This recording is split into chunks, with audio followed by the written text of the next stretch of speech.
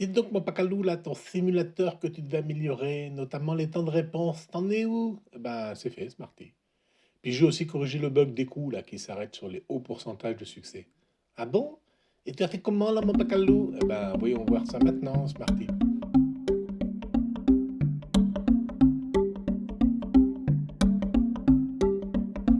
Alors regarde, Smarty. L'interface a un peu changé et je me suis concentré en fait sur deux points. D'abord ce bug là qui faisait que le calcul d'un trou s'arrêtait sur certaines hautes chances de réussite. Et puis l'amélioration des temps de calcul en passant par du multiprocessing. Alors commençons par le bug. Il était logique ce bug en fait. Un bug logique, mon pacalou, je me gosse. Ou tu te testes là, comme dirait mon frère. Alors logique, oui. Quand le programme calcule par exemple les coûts pour les taux de réussite de 90%, il abandonne tous les coûts qui n'ont pas cette probabilité. Oui, mon pacalou, c'est logique ça en effet. Alors du coup, comme ici, une fois la balle dans cette position, le programme tente des coups d'approche au centre du green ou du trou. Oui, oui, mon pacalou, toujours logique, je suis. Et alors? Eh bien, il n'en trouve aucun en suffisante sécurité. Donc, il arrête de calculer le trou. En fait, et dans la vraie vie, c'est pareil. Si je veux jouer un coup de haute sécurité, je peux être amené à viser autre chose que le green, même si je suis pourtant très proche de lui.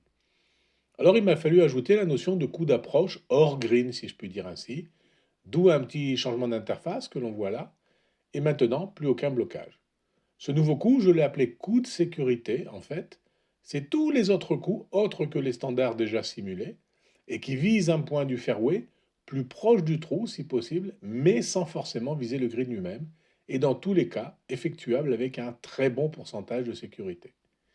Alors voilà, je lance le truc, et tu vois, plus de blocage. Oui, mon pacalo. Et là, le calcul, ça a été bien plus vite, hein, même pas 5 minutes. En effet, parce que grâce à la programmation multiprocessing, en fait, j'ai réparti le calcul sur les 8 cœurs de ma machine. Les calculs fastidieux, donc en théorie, vont 8 fois plus vite. Et c'est pas le cas, mon pacalou? Ben non, car le multiprocessing nécessite à chaque fois de relancer une instance de Python, là, l'outil que j'utilise. Ce qui prend un peu de temps. Alors du coup, on a peut-être gagné un rapport de l'ordre de 5 à 6 au lieu de 8. Et les 25 minutes d'avance, si tu te souviens bien, divisé par 5 ou 6 seulement, bah, ça fait quand même moins de 5 minutes, ce qui est quand même déjà très bien. Et donc, c'est la limite de ton amélioration du temps, là, mon pacalou. Oui, Smarty, à ce stade, je pense que peut-être en revoyant tout mon code, il y aurait moyen de trouver des pistes d'amélioration. Mais bon, pour l'instant, le calcul m'a l'air assez optimal. Pourquoi pas, il faudra que je revoie ça un peu. Eh bien, bravo, mon pacalou, hein, tu progresses. Oui, oui, Smarty, toi, tout doucement, mais ça avance. Alors, regarde là, j'ai aussi amélioré la présentation des coups calculés, comme ici. Si je double-clique le coup choisi, eh ben, la nouvelle place de départ apparaît pour calculer le coup suivant. Ou alors comme ici, où j'affiche à la fois le coup parfait, en théorie bien sûr, hein, et puis un exemple de coup réel avec un tirage aléatoire des succès, comme déjà expliqué. Mais toujours le même trou là, mon pacalou, hein? Eh bien oui. Et ça va être l'amélioration pour la prochaine fois, Smarty. Et je rappelle que le code Python est disponible sous la vignette. Alors Smarty, je te donne rendez-vous dans une prochaine vignette pour voir un simulateur encore un peu plus performant.